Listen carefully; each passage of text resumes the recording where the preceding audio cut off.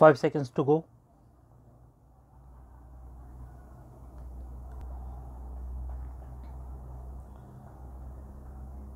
Start.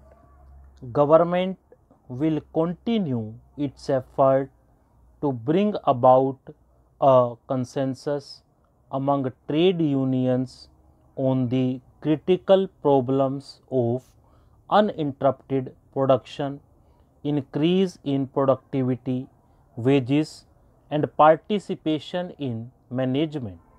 Government has been considering methods of improving the performance of public sector undertakings. Some of these need to be restructured as holding companies so as to combine entrepreneurial vigor with effective public accountability. The Steel Authority of India Limited has been set up to reorganize the steel industry on these new lines. Further improvements in management practices and general administrative procedures are under examination. The approach to the 11th 5-year plan has been approved by the National Development Council. The approach indicates the effort necessary to attain the twin objective of self-reliance and the removal of poverty within a reasonable period. A number of programs proposed to be taken up in the 11th plan, the National Program of Minimum Needs, the Employment Program, the accent on the development of backward classes and backward regions, and the reorientation of the pattern of production with emphasis on goods of mass consumption are designed directly to attack the problem of poverty. The approach is based on government's considered view that growth and social justice are interlinked. Social justice needs growth to be meaningful, and growth needs social justice to be sustained and durable. The quality and content of growth are more important than growth by itself. The new directions given to the 11th plan and the magnitude of its targets call for major efforts on the part of all sections of our people. We have to sustain and transfer the unity, morale, and confidence which we demonstrated in meeting external danger to the fields of economic and social transformation of the country. I have no doubt that the people will respond to this challenge.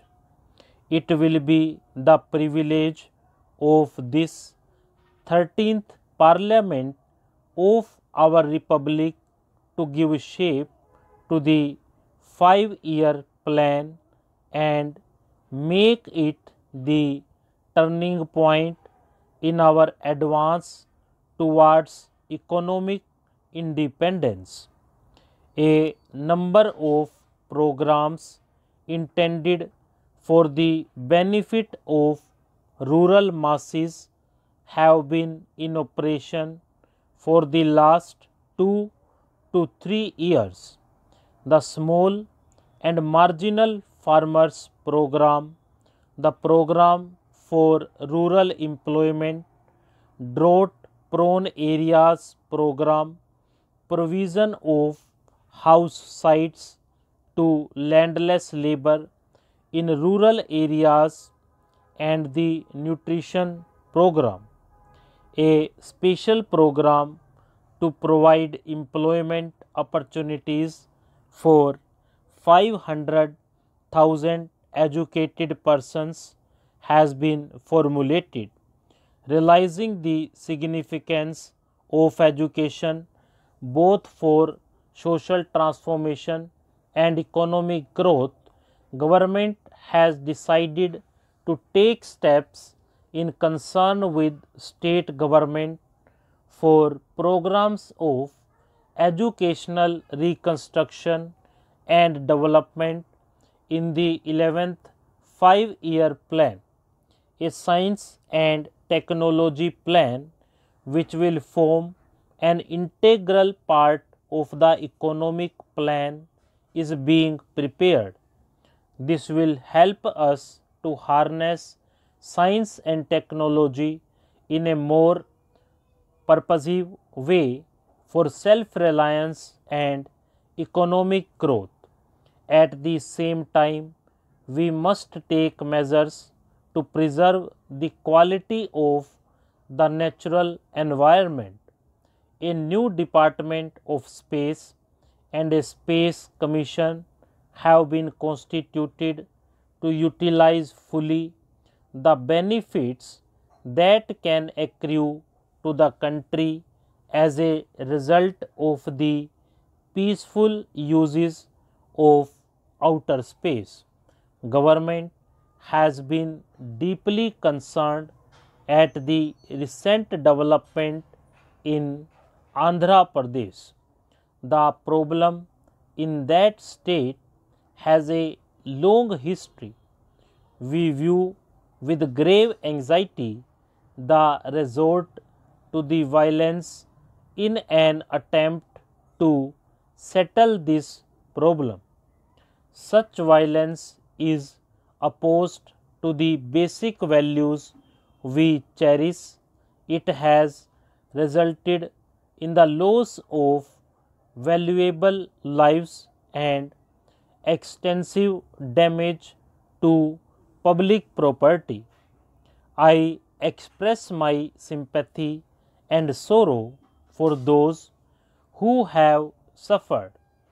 There is no problem for which reasonable solution cannot be found through calm and rational discussion. Government's sole consideration is to safeguard the interests of all sections of our people.